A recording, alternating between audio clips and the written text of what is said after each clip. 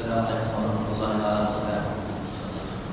Alhamdulillah, bersyukur pada malam yang penuh dengan keberkatan ini dapat kita berkumpul dalam rumah Allah Subhanahu wa taala. Masyaallah. Malam yang berkat. Untuk masuk malam yang berkat, malam yang kita isi dengan kebaikan. Pada malam yang berkatan ini, orang kata Ustaz, kata malam yang berkat, kata semua malam berkat. Macam mana nak tahu malam berkat? Malam berkat tu bila mana malam kita isikan dengan ketaatan Allah Subhanahu wa taala, maka itulah malam yang berkat. Kita datang ke rumah Allah Subhanahu wa taala, masya-Allah, hadir solat berjemaah, masya-Allah, bukan perkara yang kecil. Masya-Allah. Yang mana kata Nabi sallallahu alaihi wasallam, berilah berita gembira, basyiril masyai fi dhulami ilal masajid, beri berita gembira kepada orang yang datang dalam kegelapan malam ke masjid-masjid, binurit tammi yaumil qiyamah, dengan cahaya yang sempurna pada hari kiamat, insyaallah. Maka datang solat maghrib, datang isya, datang ke subuh, maka pada waktu malam-malam yang gelap ini, maka kita datang walaupun jalan sekarang pada cahaya, walaupun kita kata Ustaz, saya datang dengan kereta saya lampu kuat Ustaz, macam mana kurang ke pahala? Tak kurang, insyaAllah. Tak kurang, insyaAllah. Semua dah dapat ganjaran daripada Allah Subhanahu wa ta'ala, dan Allah Subhanahu wa ta'ala itu maha adil. Kata Sayyidina Ali radhiyallahu anhu, kullu yawmin la naqsin la fihi fa huwa 'ainun. Setiap hari yang kita tidak melanggar perintah Allah Subhanahu wa taala dalam hari tersebut, maka itulah hari raya sebenarnya. Maka sebenarnya itulah hari raya. Hari yang mana kita tidak bermaksiat kepada Allah Subhanahu wa taala. Masya-Allah. Alhamdulillah. Kita sambung sedikit pada waktu yang antara maghrib dan isya dalam beberapa minit ini, tetapi waktu yang sangat dianjurkan untuk kita gunakan dalam kebaikan. Antaranya bainal isya'ain, waktu antara dua isya. Kalau orang Arab dia kata bainal isya'ain, senangnya antara dua isya, maghrib dan isya lah maksudnya. Ada antara maghrib dan isya ni waktu yang sangat bernilai. Kita sambung bacaan kitab Ayyuhal Walad karangan Imam Al-Ghazali, Muhammad bin Muhammad bin Muhammad Al-Ghazali rahimahullah taala, wa nafa'ana bihi wa bidzarihi amin. Nasihat ke-19, makna tawakal. Bismillahirrahmanirrahim. Wahai anakku yang tercinta, engkau juga telah bertanya tentang tawakal. Kerana anakku tercinta, sebab dia karang ini sebenarnya surat, sepucuk surat yang dikarang kepada anak muridnya asalnya. Sepucuk surat yang dikarang kepada anak muridnya, tetapi masya-Allah telah dibukukan surat ini, telah menjadi satu buku, mendapat manfaat kita hari ini daripada surat tu, insya-Allah. Bahkan bukan kita saja, satu dunia, seluruh dunia baca kitab Imam Al-Ghazali, insya-Allah. Begitulah para ulama. Setiap ulama itu Allah Subhanahu wa taala akan sebarkan ilmu mereka kerana keikhlasan mereka.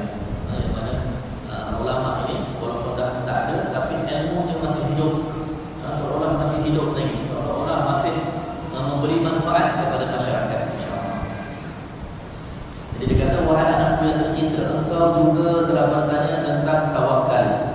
Maka makna tawakal itu bahawa engkau memantapkan i'tiqadmu dengan janji-janji Allah, iaitu engkau mengiktikadkan bahawasanya segala apa yang telah ditakdirkan bagimu itu pasti akan sampai kepadamu, dan tidak boleh tidak, walaupun seluruh makhluk yang ada di alam ini berusaha menghalangnya daripadamu. Dan sebaliknya, apa-apa yang telah ditakdirkan bahawa ia bukan untuk engkau, sudah pasti ia tidak akan sampai kepada engkau, walaupun sekalian makhluk berusaha untuk menyampaikannya kepada engkau. Masya-Allah. Maksud tawakal, kalau dalam bahasa Arab, tawakkala dan tawakkalu tawakkulan. Setengah tempat dia tawakal, tawakkul, sama lah maksudnya bertawakal kepada Allah. Tawakal ialah menjadikan seseorang itu sebagai wakil kita. Menjadikan seseorang itu sebagai wakil kita. Maksudnya ada perkara yang kita tak lakukan, sama ada kerana kita tak mampu ke ataupun kita ada kewakilan lain, contohnya, maka kita wakilkan kepada orang lain. Kita dijemput untuk satu tempat menjadi tetamu, tak kira lah ceramah ke, kenduri ke, jamuan ke, majlis ke, kewakilan ataupun pun kita tak mampu pergi, contohnya sakit ke ataupun kita ada kewakilan lain kan, maka kita hantarkan wakil kita. Bila mana kita hantar wakil kita, maka maksudnya kita serahkan wakil itu dia pergi menggantikan pihak kita, bagi pihak kita. Maka dia datang, tetapi seolah kita datang, maka orang tak marah kita. Dan sebab apa? Sebab kita hantar wakil, seolah kita datang menggantikan tempat kita. Masya Allah, itu maksud wakil. Yang mana wakil ni kita beri kepercayaan kepada dia. Takkan kita nak beri kepercayaan kepada orang yang tak boleh dipercayai. Kalau kita nak wakilkan orang, tolong beli apa? Tolong beli handset lah, kita bagi dia duit pada dia RM1,000. Contohlah RM1,000, beli handset apa yang cantik sikit, okey sikit. Maksudnya apa? Maksudnya kita yakin orang ni dia boleh pilih handset yang betul-betul. Maksudnya kita yakin pada dia. Kalau takkan berani kalau kita nak beri kepada orang yang langsung tak tahu tentang ilmu nak beli handset ni, kita bagi dia RM1,000, ya. Kita bagi tapi orang ni dia langsung tak tahu tentang handset contohnya. Dan maka dia pergi kedai, maka dia kena tipu, dia beli barang murah, dia beli handset murah, handset tu sepatutnya RM300 ke, tapi dia kena tipu. Tanya pergi kedai berapa ringgit, okey, kedai kata RM1,000, dia pun langsung percaya, tak tahu daripada RM300 dia beli RM1,000. Dia beli, dia bagi balik kita, nah ni handset. Itu ni kenapa ni handset RM300 je bagi dia RM1,000? Tak tahu, saya tak tahu. Maka kesalahan salah kita. Kenapa kita jadikan dia wakil? Kenapa kita letak kepercayaan pada dia sedangkan dia langsung tak tahu perkara tersebut? Maka kita nak wakilkan orang beli kereta contohnya, kita cari orang yang betul-betul pandai. Dulu apa dia ni? Dia ni Masya Allah, dia ni memang pandai lah. Tengok kereta ni, dia tahu kereta ni macam mana. Dia tengok, dia dengar bunyi je, dia tahu ini dia tipu, dia kena tengok pandai. Maka kita berani dekat dia, kita bagi duit kat dia, silakan dia tolong cari sebiji kereta yang baik untuk saya, contohnya. Satu orang lagi kawan kita pandai kat rumah. Dia kat rumah memang pandai. Dia tahu syarikat sana, dia tahu syarikat sini, dia tahu sana murah, dia tahu sini murah, sini ada tahu sini bagus, sini rumah tak bagus, sini tipu aja letak harga mahal, tapi sebenarnya sepatutnya harga dia murah aja, dia tahu. Maka kita berani, kita wakilkan kepada dia, nak tolong carikan rumah satu. Dia kata tolong cari rumah, saya tak pandai. Kita wakilkan dia sebab melakukan perkara yang kita tak mampu buat. Begitulah juga, itu maksudnya tawakal. Itu maksudnya tawakal. Kalau kita kata saya bertawakal kepada dia dalam beli handset, jangan malah kan. Apa dia tawakal pada Allah, astagfirullahalazim. Tawakal itu maksudnya menjadikan dia sebagai wakil. Macam gitu. Kita wakil tu, wakil tu lah saya wakilkan kepadanya. Macam gitu. Saya menjadikan dia wakil. Begitulah juga kita bertawakal kepada Allah. Masya Allah. Kita bertawakal kepada Allah. Bertawakal kepada Allah ni maksudnya kita serahkan Allah Subhanahu wa taala bukan perkara tersebut. Kita menjadikan Allah wakil untuk melakukan perkara yang kita tak mampu nak buat. Masya-Allah. Sebab tu Nabi sallallahu alaihi wasallam ajar para sahabat radhiyallahu anhum untuk bertawakal. Menjadikan para sahabat mengajar umat ini, sebenarnya ajaran Nabi bukan kepada para sahabat saja, untuk umat ini. Maka Nabi ajar para sahabat supaya bertawakal kepada Allah, ajar mereka solat istikharah. Dalam hadis para sahabat menceritakan kerana Nabi sallallahu alaihi wasallam yu'allimna al-istikharah kama yu'allimna suratan min as-suwar. Nabi sallallahu alaihi wasallam mengajar kami solat istikharah seperti mana baginda mengajar kami membaca surah dalam Al-Quran. Nabi pernah ajar sahabat baca surah dalam Al-Quran, bukan main-main, bukannya. Betul-betul serius. Nak baca ilmu yang besar, hebat. Kenapa? Kena berkumpul betul-betul. Kenapa? Kena dibaca betul-betul. Orang kena baca betul-betul. Bukan boleh kita baca, lepas kita biar je. Kalau dia baca salah, macam mana? Dia baca salah huruf ke, salah baris ke, dia baca ataupun terbuka ayat dengan ayat yang lain, maka kena ajar istighfar. Macam mana Nabi ajar kami membaca surah dalam Al-Quran. Nabi ajar betul-betul. Kalau surah istighfar, macam ini, baca macam ini. Nabi ajar bacaan dalam surah istighfar. Masya Allah. Sebab itulah kalau kita tengok balik doa dalam semayang istighfar ni yang diajarkan oleh Nabi SAW, kata apa? Maksudnya, ya Allah, sekiranya engkau tahu sesuatu perkara itu baik untuk aku, baik untuk agamaku, untuk kehidupanku di dunia ini dan di akhirat, maka pilihlah ia untukku. Dan ya Allah, sekiranya engkau mengetahui sesuatu perkara itu tidak baik untuk aku, tidak baik untuk agamaku, dunia dan akhirat, maka jauhkanlah ia daripada aku. Masya Allah. Maksudnya apa?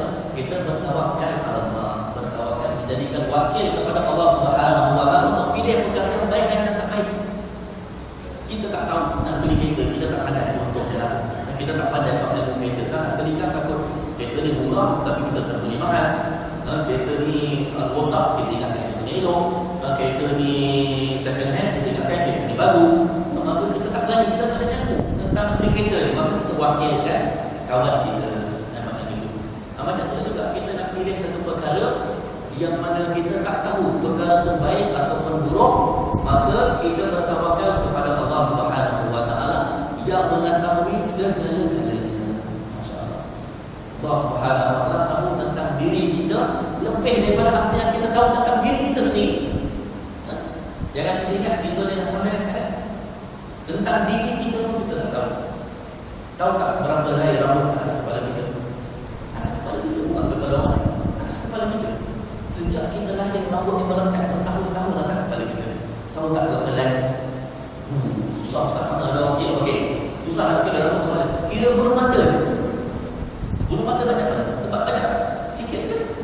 Tapi boleh bagi tahu tak berapa bilangannya. Dekat belakang kanan berapa, belah kiri berapa, kelopak atas berapa, kelopak bawah berapa. Susah nak kira. Macam mana nak kira? Padahal benda terdekat dengan kita, hari-hari dengan melekat dengan kita, langsung tak pernah berpisah dengan kita. Sejak kita lahir dekat dunia ni, langsung tak pernah berpisah. Bulu mata kita dengan kita. Itu pun kita tak tahu. Macam mana kita kata kita tahu semua benda. Saya tahu benda ni, saya tahu lah benda yang tahu, kita tahu. Masya Allah, kita rasa kita tahu semua kan. Dan sedangkan tentang diri kita sendiri pun kita tak tahu. Tak ada orang yang mengetahui apa yang akan terjadi pada dirinya. Mada yaf'alu ghadan wa ma tadri nafsun mada taf'alu ghadan wa ma tadri nafsun bi ayyi ardin tamut. Tidak ada orang yang tahu apa yang akan dilakukan esok hari. Apa yang kita lakukan esok hari dah kejap lagi. Lepas ni lepas naik isyak apa kita dekat mana, apa kita sedang buat. Kita boleh rancang. Kita kata, oh saya lepas nak pergi kedai, nak pergi roti, lepas tu nak singgah rumah nasi bulan, bagi barang dekat dia, lepas tu nak pergi rumah. Tapi itu apa yang kita rancang. Tapi apa yang betul-betul hakikatnya, yang betul-betul kita akan lakukan macam tadi, tak tahu. Kadang-kadang kita rancang A jadi B, kita rancang B jadi C, benda lain kan. Jadi tak ada orang yang tahu apa yang dia akan buat sendiri pun. Macam mana kita boleh kata kita tahu semua galanya? Masya Allah. Wa ma tadri nafsun bi ayyi ardin tamut. Tidak ada orang yang tahu di bumi mana dia akan mati. Kita tak tahu. Adakah kita meninggal dunia dekat sini ke, dekat sana ke, dekat tempat lain, langsung kita tak tahu. Sebut pasal mati ini, ada satu kisah satu orang pada zaman Nabi Sulaiman alaihissalam. Pada zaman Nabi Sulaiman alaihissalam, maka satu orang ni dia hadir satu kenduri. Satu kenduri dah hadir. Dalam kenduri itu Nabi Sulaiman pun ada juga, ada ramai orang. Tiba-tiba dia tengok dekat ujung sana tu ada satu orang pakcik ni. Tengok dekat dia, tengok dekat dia. Dia rasa tak sedap hati lah. Dia kata, pakcik ni kenapa tengok yang macam apa? Tapi tak apalah, dia buat tak tahu. Kan semua orang buat tak tahu. Maka dia tengok pakcik ni, tengok lagi dekat dia. Macam tengok lama dekat dia. Maka dia pun jadi risau lah. Macam mana ni tak macam benar kali ni. Lalu sekali dia pun jumpa Nabi Sulaiman alaihissalam. Dia jumpa Nabi Sulaiman, dia minta, wahai Nabi Allah, tolong hantarkan saya ke tempat yang sangat jauh. Satu tempat yang pulau yang sangat jauh, saya rasa tak tenang. Maka Nabi Sulaiman alaihissalam dipendekkan cerita. Nabi Sulaiman alaihissalam pun Nabi Sulaiman adalah seorang Nabi yang dia ada kuasa Allah tundukkan angin, Allah tundukkan semua semualah malaikat-malaikat, jin-jin ke syaitan apa semua ikut cakap Nabi Sulaiman. Bahkan Nabi Sulaiman boleh dengar bahasa haiwan-haiwan. Bahasa haiwan ini bukan cerita doang, yang ini cerita betul. Nabi Sulaiman dia boleh dengar cakap haiwan, dia faham bahasa binatang. Masya Allah. Kemudian Nabi Sulaiman AS kalau nak bergerak, kenderaan dia adalah angin. Dan kenderaan dia adalah angin. Macam itu. Maka Nabi Sulaiman AS perintahkan angin supaya bawa orang ini pergi ke tempat yang sangat jauh. Angin bawa orang ada sangat jauh, tempat yang mana sangat jauh, tak ada orang kat situ. Sampai dekat sana dia kata, oh lega, dia kata alhamdulillah sampai dekat tempat sini lega.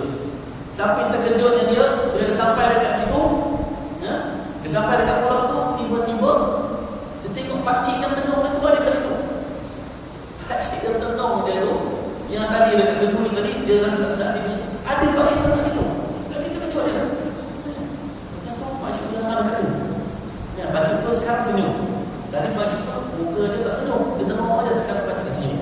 Lepas tu dia kata, pakcik ni siapa? Macam mana boleh ada dekat sini? Tadi dekat gedung ni sekarang macam mana boleh jauh ada dekat sini pula? Maka pakcik ni dengan senyum, pakcik ni jawab apa? Pakcik ni kata, sebenarnya saya ni malaikat maut. Allah, malaikat maut tu punya. Malaikat memang kadang-kadang dia boleh berbentuk manusia yang boleh dilihat. Ajar atau bahasa dan memang, tapi memang ada orang pernah tengok malaikat. Zaman sahabat pun ada orang pernah tengok malaikat. Mana apa di sini pada para nabi yang memang banyak bahasanya, memang selain pada nabi pun ada orang yang pernah tengok malaikat. Maka pendekkan cerita, dia kata saya ni malaikat maut. Tadi nasa kedui tadi saya tengok kamu, saya rasa hairan. Sebab apa? Sebab saya tengok dalam buku arahan itulah, katanya saya bukan buku lah, maksudnya perintah nak mencabut nyawa kamu ni. Saya dapat arahan nak cabut nyawa kamu masa sekarang ni, tak lama lagi dekat sini. Tapi saya tengok kamu jauh sangat lagi, beberapa minit lagi nak cabut nyawa, tapi macam mana orang yang dekat sini nak cabut nyawa dia dekat pulau sana. Maka saya rasa hairan. Malaikat maut kata saya rasa hairan, macam mana kamu boleh dekat sini, dekat gedung ini, dekat mana tempat nak cabut nyawa tu jauh beberapa minit lagi. Tapi rupa-rupanya segala yang ditakdirkan oleh Allah itulah yang akan berlaku. Maka dia cabut nyawa orang tu, meninggal dekat situ. Masya Allah. Macam itu boleh. Bahawa mana tadi maksud dia ayat al-din, tidak ada orang yang tahu di mana tempat dia akan menghembuskan nyawa dia yang terakhir. Allah.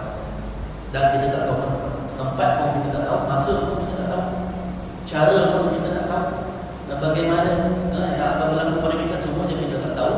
Dan begitu juga dan urusan-urusan dunia ni, kemungkinan ada yang kita rasa baik tapi dia tak baik, ada yang kita rasa baik bagus tapi rupanya tak bagus.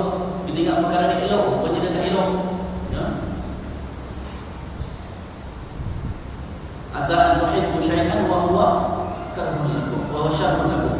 Kemungkinan kamu menyukai satu perkara sedangkan ia tidak baik untuk kamu. Wa asa an takrahu syai'an wa huwa syarrun lakum. Dan kemungkinan kamu suka satu perkara sedangkan takrahu, kamu tak suka satu perkara sedangkan dia baik untuk kamu. Masya-Allah. Jadi kita tak tahu apa yang baik, apa yang tak baik. Sebab itulah Nabi SAW ajar para sahabat untuk istikharah. Yang mana kata para ulama, istikharah disunahkan bahkan dilakukan hari-hari pun tak apa. Istikharah ni sebenarnya dilakukan hari-hari pun tak apa. Sebab dalam satu hari kehidupan kita banyak keputusan yang kita kena buat dekat pejabat kita. Nak A ke nak B, nak ini ke nak ini. Masa dekat rumah kita berapa banyak keputusan yang perlu kita buat. Nak ikut ini ke nak ikut ini. Macam-macam setiap kehidupan kita penuh dengan berbagai-bagai perkara yang kita perlu buat keputusan. Masalahnya kita tak tahu apakah penyudah keputusan. Adakah kalau kita buat keputusan ini baik ataupun buat keputusan ini baik, kita tak tahu. Sebab itulah ada ulama yang melakukan solat istikharah ni hari-hari dilakukan lepas solat duha, terus dia buat sembahyang istikharah. 2 rakaat aja, sembahyang macam biasa. Tak perlu apa, sembahyang macam biasa. Sembahyang sunat 2 rakaat, ya. Apa ni, baca doa istikharah. Baca niat sembahyang istikharah, baca doa istikharah. Nampak ni ada buku yang sembahyang sekarang canggih lah, handset lah, boleh baca doa lah, semua boleh. Ada sebenarnya zaman sekarang, zaman canggih dah membantu kita. Membantu kita, masya-Allah. Sebab apa? Supaya kita diberi taufik untuk membuat keputusan dalam setiap perkara. Dalam setiap perkara kita buat keputusan, ada bantuan daripada Allah Subhanahu wa taala. Ada orang tanya sebenarnya istighfarah Ustaz dapat tu macam mana nak tahu benda tu elok ke tak elok ke? Tak tunggu petunjuk dalam mimpi ke? Kalau orang kata Ustaz, saya dah sebenarnya istighfarah banyak kali tapi tak dapat petunjuk pun. Dia tak dapat petunjuk, dia tak ada mimpi ke apa ke. Sebenarnya istighfarah ni nak dilakukan sebenarnya bukan kena tunggu mimpi je. Sebenarnya istighfarah ni bila mana kita solat, kita minta bantuan daripada Allah untuk Allah beri taufik kepada kita, panduan kepada kita pilih jalan yang betul. Maka mana tempat yang hati kita berat nak lakukan benda ni, maka itu Allah akan letakkan pada hati kita rasa berat. Buat ni lah benda ni. Dulu rasa nak buat macam ni, tapi dah lama-lama istighfarah tak rasa macam ni betul-betul. Bila kita rasa macam hati kita berat, kita Allah boleh nak buat itu lah, kita jumpa daripada Allah. Tak apa nak tunggu mimpi lah, nak tunggu dengar suara lah. Dan itu mana yang hati kita tergerak nak buat benda tu, itulah yang bahkan dalam doa istighfarah tu kata apa? Dia kata, Ya Allah, sekiranya Engkau tahu setiap perkara yang baik untuk aku dan agamaku, mudahkanlah ia untukku. Sebab kadang-kadang ada benda kita tak terfikir nak buat benda tu, tapi tiba-tiba kita diberi peluang untuk buat benda tu, dan bila kita buat, tengok-tengok memang benda tu bagus untuk kita. Dan sebab apa? Allah yang pilihkan, Allah yang bawa benda tu letak dekat kita. Kadang-kadang dalam doa istighfarah tu kita kata apa? Ya Allah, in kunta ta'lamu syai'an, sekiranya Engkau mengetahui sesuatu itu syarrun li wa li dini wa li hayati dini wa dunya wal akhirah, dan sesuatu itu perkara buruk untuk aku kehidupan dunia dan akhirat, fa abaidahu anni, maka jauhlah perkara itu daripada aku. Istighfarah kita jauh kan. Kadang-kadang ada benda kita nak buat, kita nak buat sangat dan kita rasa benda itu bagus, tapi ya Allah, macam-macam masalah nak buat, masalah lagi, ulang masalah, buat sekali lagi, masalah lagi, buat sekali lagi, masalah lagi. Jadi kita tak ada buatlah, tinggallah kita tak sedar rupanya benda tu Allah yang jauhkan diri kita. Dan sebab apa? Sebab kita nampak benda tu bagus, tapi rupanya benda tu tak bagus. Asa an tuhibbu syai'an wa huwa syarrun lakum. Kemungkinan kata Allah dalam Quran, kamu suka satu perkara sedangkan perkara itu tak elok untuk kamu, tak baik untuk kamu. Sebab apa? Sebab kita cuma nampak luaran saja. Mata kita apa rasanya kita boleh nampak? Depan kita boleh nampak, belakang nampak. Belakang kita sekarang, kita tak tahu apa yang di belakang kita sekarang. Kalau kita tengok belakangnya, kita tak tahu apa yang di belakang diri kita. Kalau kita tengok depan pun, tiang, kita tak tahu apa belakang tiang. Kita tengok depan kita dinding, tak tahu apa belakang dinding itu. Berapa jauh sangat pandangan kita.